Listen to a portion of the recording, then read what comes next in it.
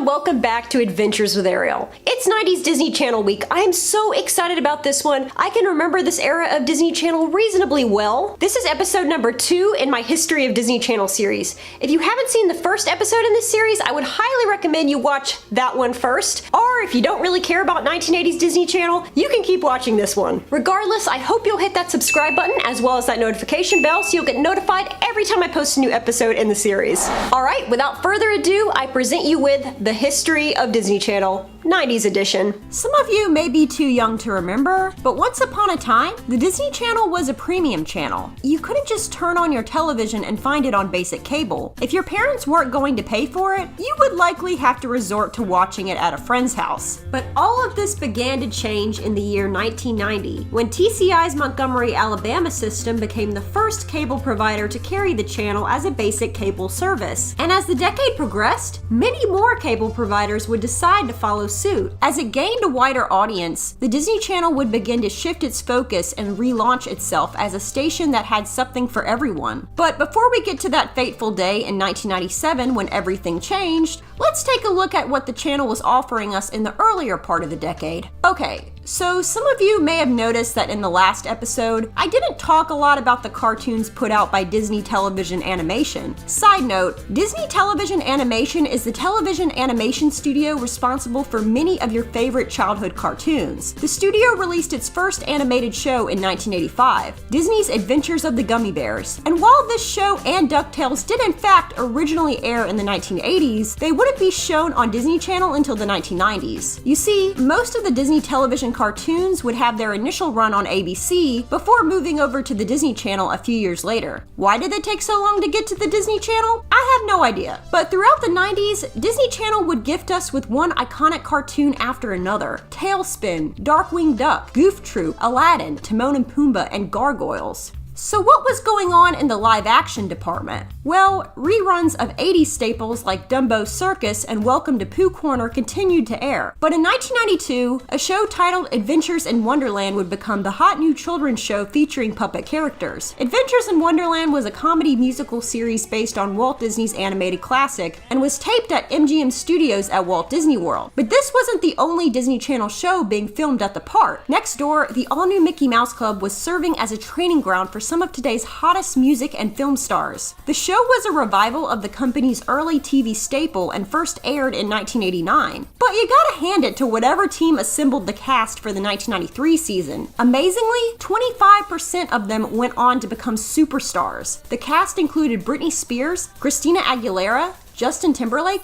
Ryan Gosling, Kerry Russell, and JC Chasez. And yes, they were crazy talented even back then.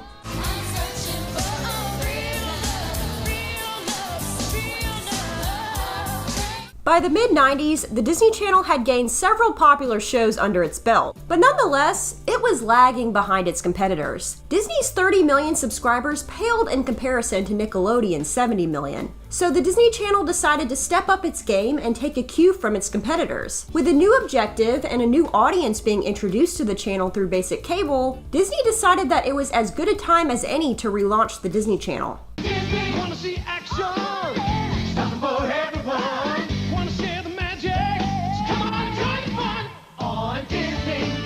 On April 16th, 1997, Disney Channel took on a revamped look and dropped the word "the" in the network's name. A new logo was introduced in the form of a Mickey ear-shaped TV set, and the network was split into 3 distinct programming blocks. Disney Channel now had their own answer to Nick Jr. and Nick at Night. Well, Nick at Night if it was Disney-fied. Vault Disney was a Sunday-only nighttime block that kept the spirit of classic Disney alive. We're talking 50s and 60s classic. It featured older Disney material such as Zorro, the original Mickey Mouse Club, and older television specials such as The Love Bug. Playhouse Disney launched as a daily morning program block for preschoolers. Prior to the block's launch, Disney Channel had aired a morning lineup of preschool targeted programs, but they were mixed alongside series aimed at older children. Not to mention that several of the shows being featured were left over from the 1980s and therefore a little outdated. Kids have it made all day long on Disney with morning shows for little kids and series in the afternoons for older kids. Perfect. Radical.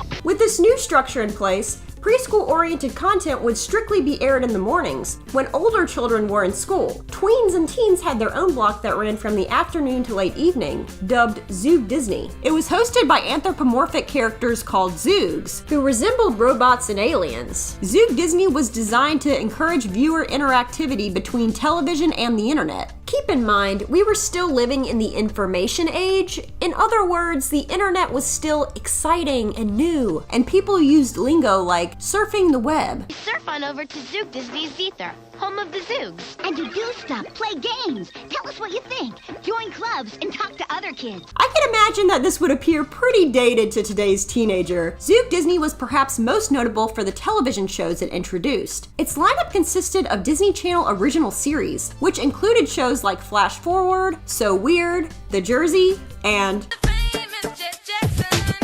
Side note, The Famous Jed Jackson was a show about a kid who lives a dual life, balancing the pressures of being a superstar while trying to live life as a normal kid. Sound familiar? Okay, these shows may not have matched the success of some of those that followed, but they were still huge at the time. And most importantly, they helped bring upon a new Disney Channel era. Keep in mind, with the exception of Kids Incorporated and the all-new Mickey Mouse Club, there hadn't previously been much on the channel for older kids to enjoy. This change wasn't just limited to television shows either. As it shifted its focus towards the preteen and teenage demographic, Disney Channel revamped its concert specials to feature younger musicians and incorporated music videos into its lineup. You can also thank the relaunch for the rise of the Disney Channel original movie, or DCOM for short. You see, the DCOM as we know it today officially began in 1997 with the film Under Wraps, but you could technically date Disney Channel original movies back to the 80s. Before 1997, they were known as Disney Channel premiere films. Remember, back in the day, your parents used to have to pay for you to watch the Disney Channel, and Disney Channel wanted parents to feel like they were getting their money's worth. So, as a result, many of the Disney Channel premiere films were created with an adult audience in mind. But once the channel became a basic cable service, there was no need to impress the grown-ups anymore. So, the channel quickly transitioned from serious, literary-minded films like The Old Curiosity Shop and Mark Twain and Me to the likes of Brink, Smart House, and Xenon, Girl of the 21st Century. As Disney Channel moved into the new millennium, it would continue to thrive on preteen-oriented content with shows like Lizzie McGuire, Even Stevens, and That's So Raven. The new animated shows proved to be equally successful and were noticeably more mature than their cartoon predecessors. Disney Channel would continue to step up its game, gifting us with these money-making machines and introducing us to the likes of Hilary Duff, Selena Gomez, and Miley Cyrus. But we'll get to them later. Alright y'all, well I hope you enjoyed this look into the Disney Channel of the 1990s. If you lived through the decade, then what was your favorite TV show or movie from that era? Or if you're a little younger and weren't alive back then, what looked the most interesting to you? I'd love to know, tell me in the comments. I was a huge fan of Xenon, Girl of the 21st Century, and Smart House. Yes, these films look a little outdated by today's standards, but it's a lot of fun to go back and see how filmmakers envisioned the future 20 years ago. Like, they still thought we were going to be using these bulky computers in 2049. Anyways, if you enjoyed this video, I hope you'll give it a big thumbs up, as well as hit that subscribe button down below. Also, make sure you hit that notification bell so you'll get notified as soon as the 2000s video goes up. Alright y'all, thank you so much for watching, and as always,